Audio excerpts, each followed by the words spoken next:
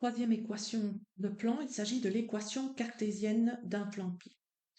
Alors, avant d'aborder le thème de l'équation cartésienne, il faut peut-être d'abord expliquer ce qu'est un vecteur normal au plan. Donc, on a déjà vu les vecteurs directeurs, mais un vecteur normal, c'est quoi? Eh bien, on va considérer un plan pi qui, qui comprend le point A. Voilà mon plan pi. Je place un point A dans le plan et je vais considérer un point quelconque du plan qui a comme coordonnées x, y, z. Voilà, je vais positionner P ici. Eh bien, un vecteur normal, c'est un vecteur qui est orthogonal à tout vecteur AP du plan. Donc, je pourrais très bien le dessiner ici. Voilà. Et ce vecteur que je vais nommer n, vecteur normal, il est orthogonal au vecteur AP. Si P change de place, par exemple ici P1, si je mets P2 ici, eh bien, le vecteur normal est également orthogonal au vecteur AP. Donc, le vecteur n est orthogonal à tout vecteur du plan pi. Voilà pour le vecteur normal. Maintenant, comment écrire l'équation cartésienne du plan pi qui a comme vecteur, qui a un vecteur normal de composante a, b, c et qui passe par le point A? Eh bien, on va partir de l'égalité suivante. De ce qu'on a observé ici, c'est que le vecteur n est orthogonal à tout vecteur AP du plan.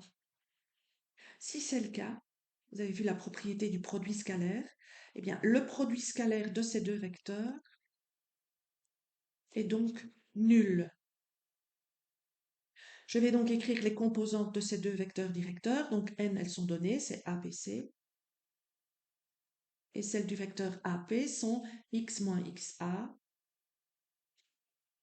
y moins ya, z moins za.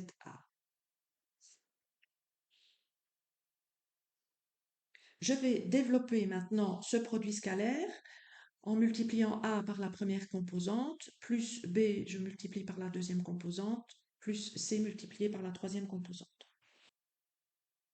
Voilà. Ensuite, à l'étape suivante, je vais distribuer le a, le b et le c dans la parenthèse qui suit. La distributivité est faite. Ensuite, je vais permuter ces termes. Je vais commencer par le terme ici en x, celui en y, celui en z, et je vais regrouper ensemble les trois derniers termes qui restent. Voilà qui est fait. Et donc, j'obtiens ax plus by plus cz moins les trois termes qui sont soulignés ici, donc ceci. Et en fait, si on observe ceci, c'est tout simplement un réel et on va le remplacer, donc toute cette expression-là, on va la remplacer par la lettre D, tout simplement, puisqu'il s'agit d'un réel. Donc, l'équation cartésienne d'un plan pi de l'espace, dont le vecteur directeur est donné ici comme composante ABC, est AX plus BY plus CZ plus D est égal à 0.